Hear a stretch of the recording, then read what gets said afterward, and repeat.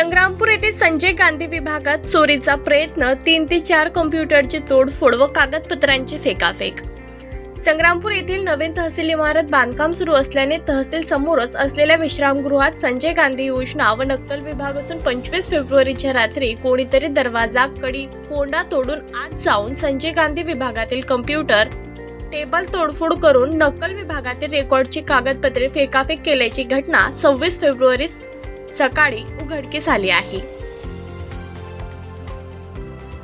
सदर बाबीची माहिती मिळताच तहसीलदार प्रशांत पाटील, तामगाव पोलीस स्टेशनचे ठाणेदार राजेंद्र पवार, नायब तहसीलदारांसह इतर महसूल व पोलीस कर्मचारी यांनी घटनास्थळी जाऊन पाहणी केली असता संजय गांधी विभागातील 3 ते 4 कॉम्प्युटर व टेबल तोडफोड करून नक्कल विभागातही जाऊन कागदपत्रे व रेकॉर्ड फेकाफेक केल्याचे आढळून आले।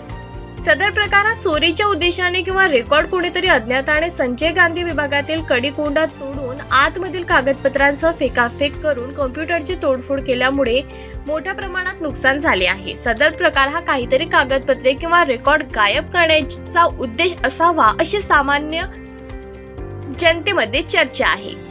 असाच प्रकार काही वर्षांपूर्वी याच विभागात घडला होता, त्याची पुनरावृत्ती पुन्हा झाली आहे। सदर प्रकार आजही कोणी केला व का केला असावा याबाबत तर्कवितर्क सुरू आहेत।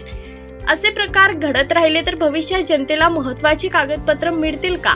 न मिळाल्यास नागरिकांना विविध सवलतीपासून वंचित राहावे लागेल। त्यामुळे सदर बाबीचा छडा लावून कारवाई होणे आवश्यक आहे अशी जनतेतून चर्चा होत आहे।